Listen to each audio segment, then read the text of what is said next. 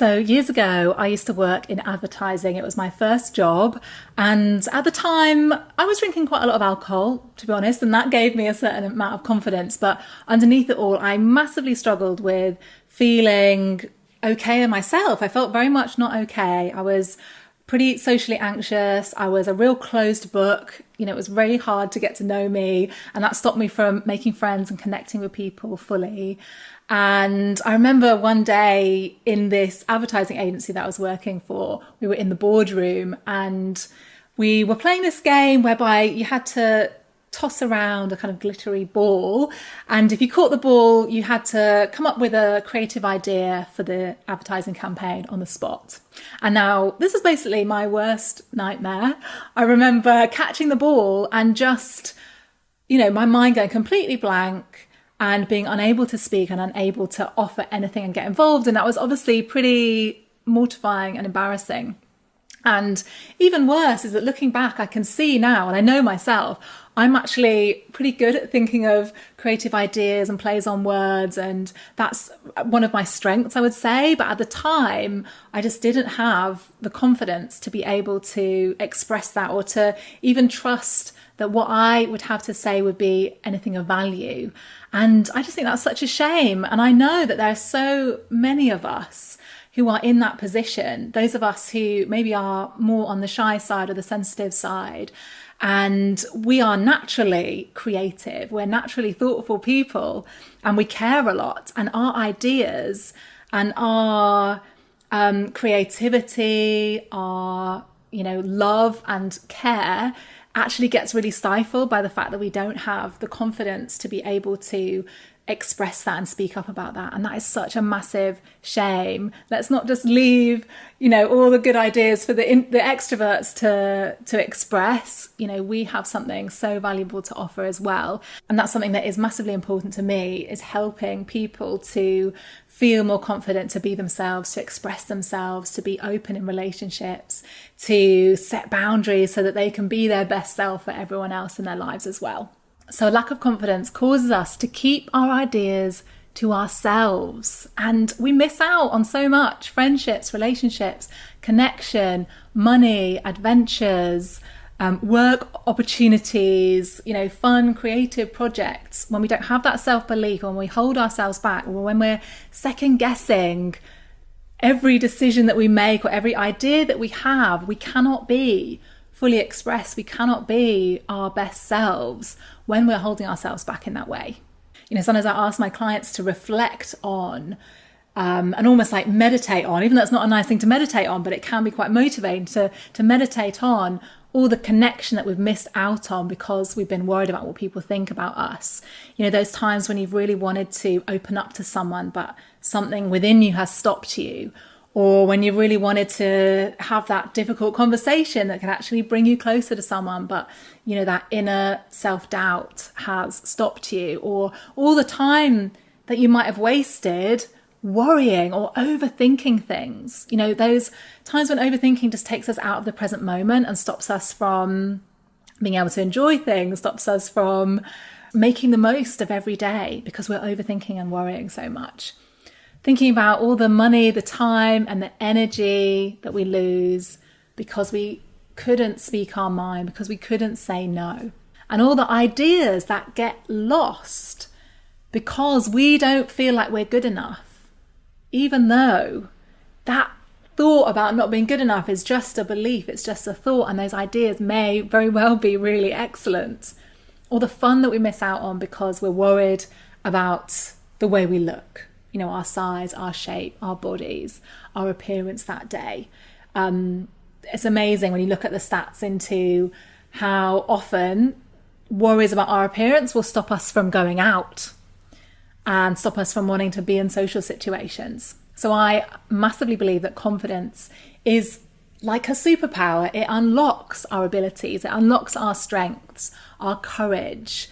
When we're working on our confidence, it can enrich every area of our lives. And I honestly think it's one of the most important things that we can do for ourselves. There are so many of us shy, sensitive types of people who aren't speaking up enough, who aren't being fully themselves. And it's a massive loss. It's a massive loss. We all have something unique about us. We all have something special. We all have a unique story to tell. Otherwise, we would not be here. We would not exist. You are here for a reason. I know that for sure. Life wanted to express itself as you. And life wants you to be fully yourself. So one of my mentors, Marie Forleo, says that when we keep our ideas and our gifts and talents to ourselves by not expressing ourselves, by not going for our dreams, by not, putting ourselves out there, we're actually depriving people of those gifts and talents that we have.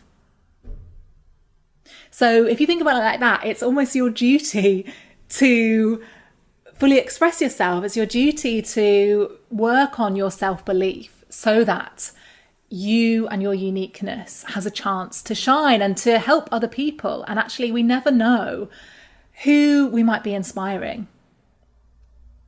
We never know who might be learning from us.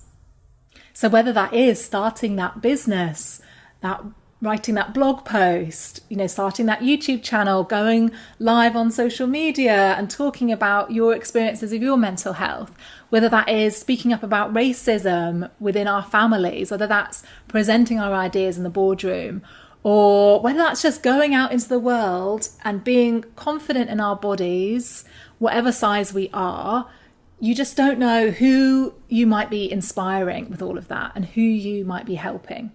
And the really interesting thing about confidence is that when we are fully ourselves, when we step into our confidence, we give permission to other people to do the same.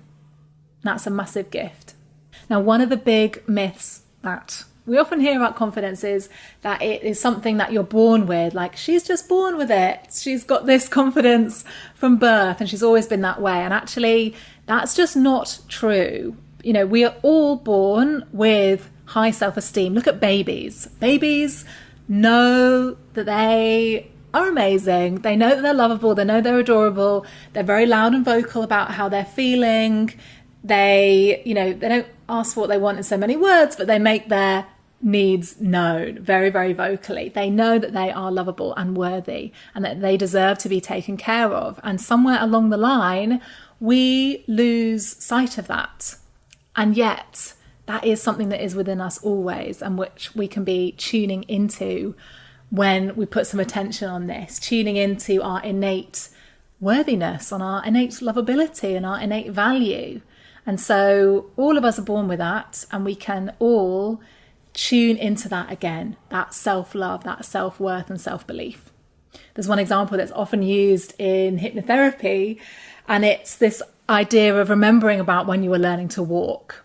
The first time you were learning to walk, you probably fell over within a few seconds, and that probably happened thousands of times. You fell on your arse.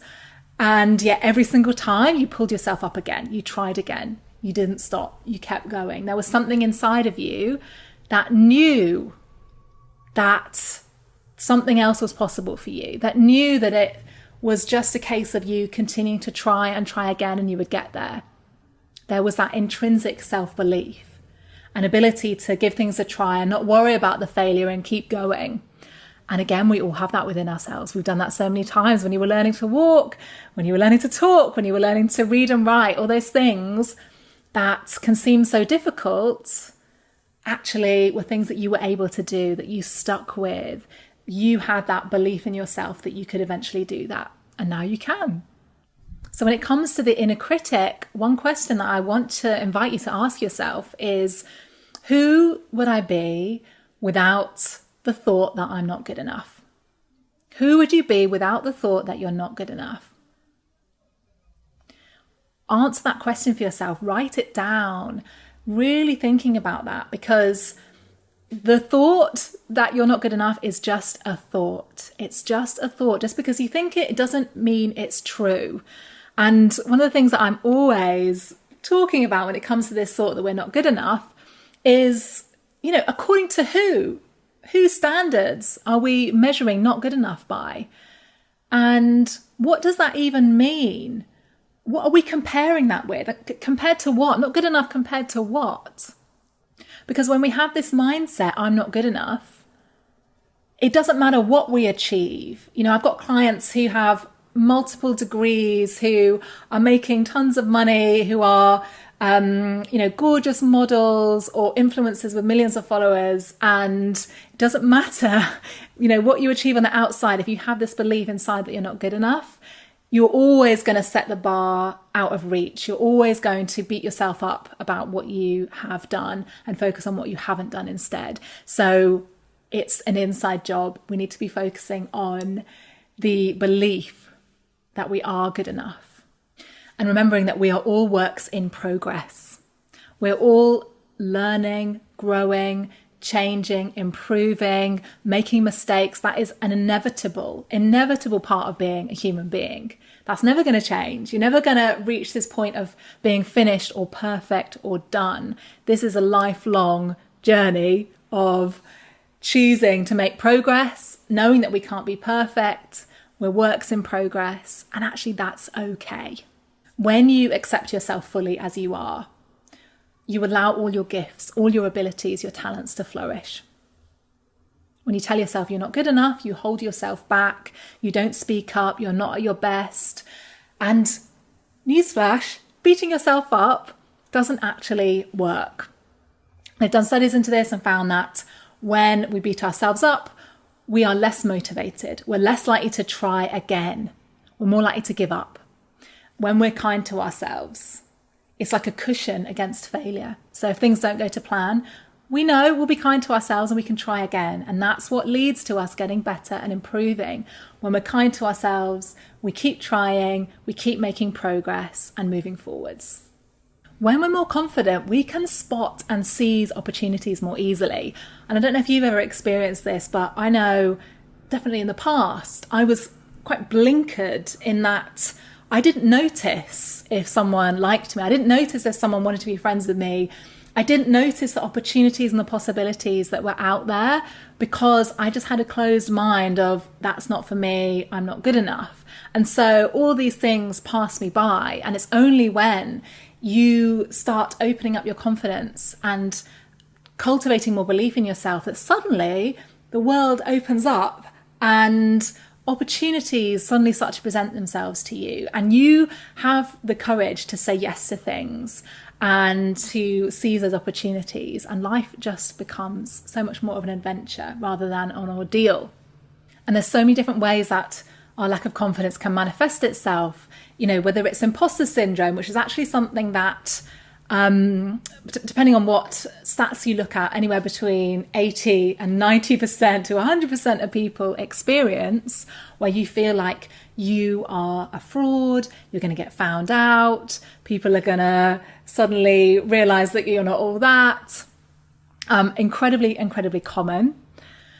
I also see so many people, struggling with confidence in social situations. We are social creatures. We evolved in community. We need each other. This is a human need. And if you're struggling with that, to connect and to open up and make new friends and meet new people, or just be yourself, of course, that's going to have a massive, negative impact on your life. I also see lots of people that want to speak up more. They want to start a business. They want to get better at presenting. They'd love to set boundaries with people, or just be more confident in their bodies. Or maybe it's as simple as just not wanting to compare yourself with everyone every time you log onto Instagram every day. Now, one of the big mistakes that I see people making when they're working on their confidence is that they try to go it alone. That might look like reading a self-help book, or maybe you've read every self-help book going, or listening to podcasts, or even having, one-on-one therapy or coaching. Yes, those things are all amazing and they can really help. But if you're sitting alone at home on your own, trying to work on your confidence, you're only ever going to get so far. Confidence has so much to do with other people, with our relationships with others, with, what we think other people think about us. It has so much to do with not knowing that we're alone. You know, so much of the time we have a lot of shame around these topics. We think we're the only ones that feel that way. And so we actually need other people. We need community. We need community. We need other people who are on the same journey as us. We need challenges. We need people to hold us accountable. We need support as we go on this journey to more confidence. And so that's a big reason that I created my group coaching and hypnotherapy program for confidence, which is called Brave New You. It is basically an amazing opportunity to work on your confidence, your self-worth, your self-belief, being kinder to yourself, moving forwards with your goals and your dreams in a group of like-minded people who will understand what you're going through, who are on that same journey as you, and who can create that community and support and that ability to know that actually you're not on your own and you don't have to do this by yourself. So this program is starting very soon. The doors close at midnight on the 10th of September 2020 for this round. I usually run it every 6 to 10 months or so. And it's going to be an amazing group of people, and I'd love for you to join us. So if you're somebody that would love to reach your goals, whether that's being able to drive on the motorway with confidence, or whether that's making new friends at an exercise class, or whether that is starting that YouTube channel, or pressing publish on that blog post you've been meaning to publish for so long. We're going to be working on helping you to be able to look at other people who are doing well and really feel, good for them rather than comparing yourself endlessly. We're going to be working on quietening the inner critic so that you can move forward with your goals and dreams, whether that is picking up the phone, making that phone call that you've been putting off, whether that is negotiating your fee, asking for a raise, whatever it is that you want to do for yourself. We're going to be working on body confidence, feeling good as you look at the person in the mirror, having kind thoughts about yourself, standing tall with confidence, being able to walk into any room and knowing that you've got this. I'm going to be helping you to look forward to the future, telling yourself anything is possible for you, feeling great about all the exciting possibilities that exist for you, and helping you to make new friends and deepen existing friendships because you're more confident and open. And so if any of this sounds good to you, I'd love for you to join me in this 12-week group coaching and hypnotherapy course, Brave New You, all about helping you to quiet the inner critic and move forward with confidence. The doors close to this course on the 10th of September at midnight 2020, and you can head over to my website www.karmau.com/confidence-course. So that's karmau.com/confidence-course. And you can find all the details there. And if you've got any questions, you can ask me anything. Feel free to head over to Instagram, find me at Chloe Brotheridge, or you can send me an email via my website as well. So just wanted to share some of the reviews from people that did the Brave New You confidence course last time. So Emma said, it's been the best 12 weeks I've ever worked on. I feel more confident, more reassured, and more assertive. It's helped me to be more open and brave. Jennifer said, I 150% recommend this course. You're in safe hands. From the bottom of my heart, I can't thank Chloe enough. It's brought me out of myself and made me more confident. And then Gemma said, I feel so much calmer now, and I feel it's easier to explain how I'm feeling. I would fully recommend doing the course. It was well worth the money. So I hope this has helped you to know that you are enough, to know that you have something valuable to share, to know that change is possible for you. And I just wish you all the best on this journey to feeling more confident, and I'm sending you loads of love.